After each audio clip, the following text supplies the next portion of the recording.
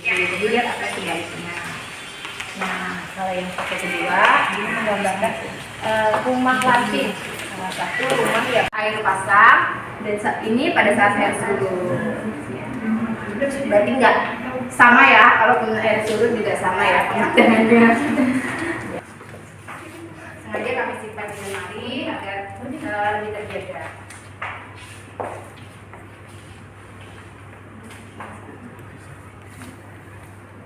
Nah, 3 foto berikutnya ini termasuk kegiatan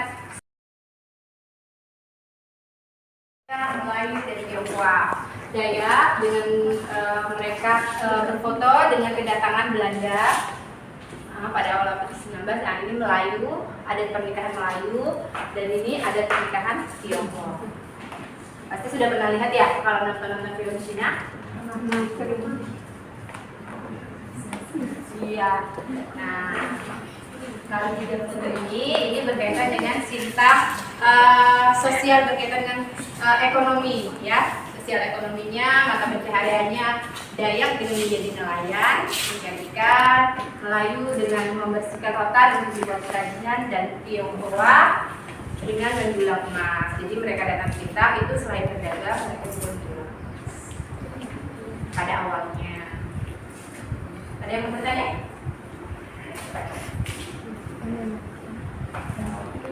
Berarti di sini cuma 3 aja. Iya, tadi kan di depan sudah dijelaskan kan 3.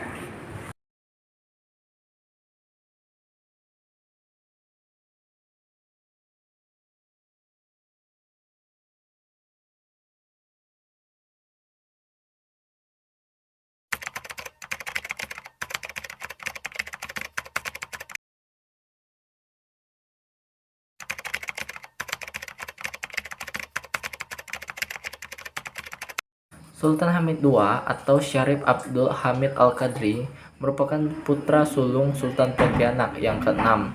Sultan Syarif Muhammad Al-Qadri lahir tanggal 12 Juli 1913 hingga 30 Maret 1978. Ia adalah perancang lambang negara Indonesia, yaitu Garuda Pancasila.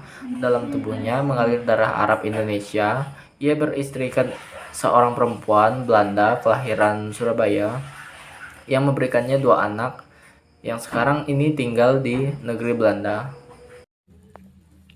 Berikut ini ialah tokoh Muhammad Nasir. Muhammad Nasir lahir di Alahan Panjang, Lembah Gumanti, Solok, Sumatera Barat pada 17 Juli 1908 dan meninggal di Jakarta pada 6 Februari 1993.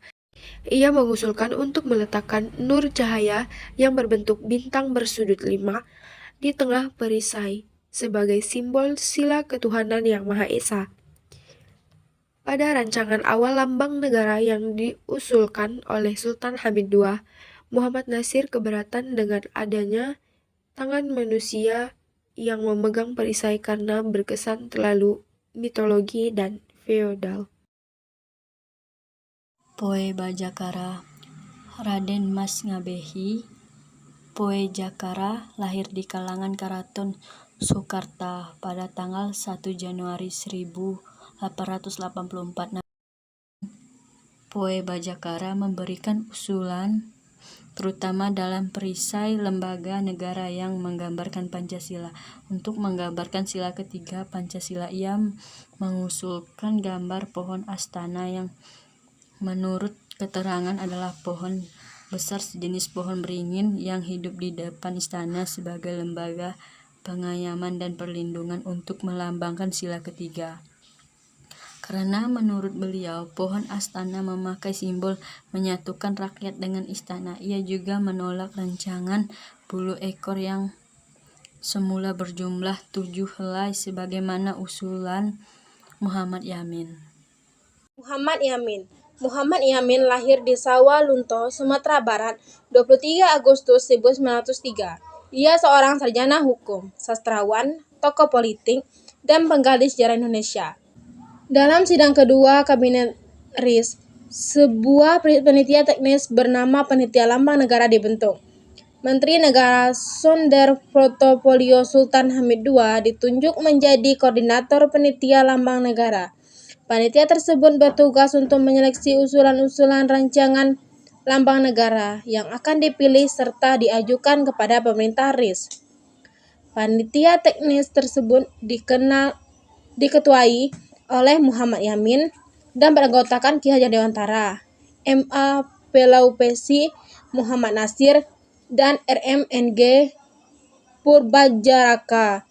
Sebagai Ketua Panitia Lambang Negara, Muhammad Yamin mempersiapkan tersendiri lambang negara.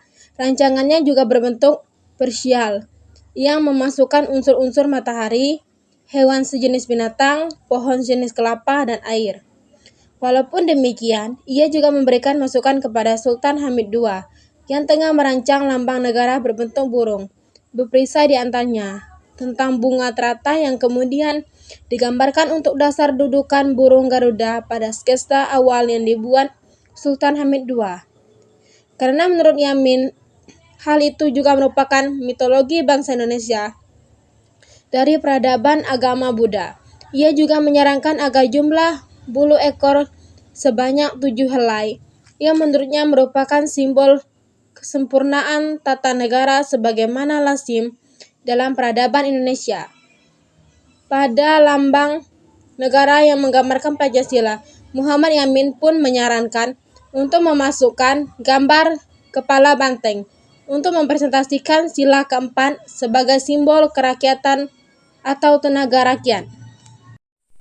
Ki Hajar Dewantara lahir di Yogyakarta pada tanggal 2 Mei 1989. Terlahir dengan nama Raden Mas Suwardi Suryaningrat. Ia berasal dari keluarga keraton Yogyakarta. Beliau merupakan aktivis pergerakan kemerdekaan Indonesia, politisi, dan pelopor pendidikan bagi kaum pribumi Indonesia. Ia juga adalah pendiri perguruan taman siswa. Pada tahun 1949, Kabinet Republik Indonesia Serikat membentuk sebuah panitia lambang negara yang salah satu anggotanya adalah Ki Hajar Dewantara. Ia mengusulkan untuk memasukkan gambar padi kapas sebagai lambang sila kelima, Pancasila, dalam lambang negara sebagai perlambang ketersediaan sandang dan papan atau simbol tujuan kemakmuran. Beliau wafat di Yogyakarta pada 26 April 1959 dalam usia 69 tahun.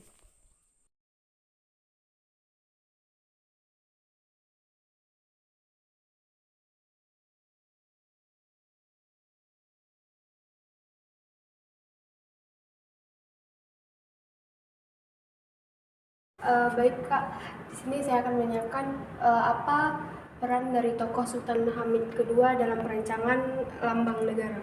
Oke. Informasi sedikit ya, Mas. Sultan Hamid merupakan sultan atau anak dari keturunan Raja Pontianak. Di sini Sultan Hamid merupakan ketua dari panitia perancangan lambang negara Indonesia, yaitu Gunung Garuda. Sultan Hamid ini mengambil referensi dari lambang kerajaan Sintang. Lambang kerajaan Sintang itu adalah barang hantaran yang diberikan oleh Patih Logender untuk putri kerajaan Sintang, yaitu Darajawati. Jadi untuk peran Sultan Hamid ini ada selain panitia perancangan, dia juga ketua panitia perancangan lambang negara, dan dia juga yang mengusulkan sketsa atau gambar lambang negara Indonesia. Ya, jadi setelah merdeka 1945, setahun setelah merdeka, Panda Harahap selaku Menteri Penerangan mengusulkan adanya panitia lambang negara Indonesia. Orang-orang atau tokoh-tokoh yang menjadi panitia lambang negara Indonesia, salah satunya Sultan Hamid, Muhammad Nasir, Purbajaraka, Muhammad Yamin, Ki Hajar Dewantara, dan Pelaupesi. Ada yang mau ditanyakan? Untuk peran Muhammad Nasir sendiri ini seperti apa? Oh iya, Muhammad Nasir kan merupakan salah satu tokoh dan salah satu anggota dari panitia pembentukan lambang negara Indonesia. Jadi peran utama dari Muhammad Nasir itu adalah mencari simbol-simbol yang nantinya akan menjadi lambang atau sila-sila dalam landasan negara Indonesia. Nah, di sini Muhammad Nasyir mengambil lambang bintang, ya, artinya pencahayaan.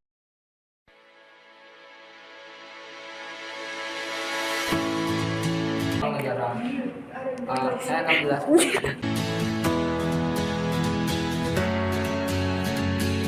2, 3.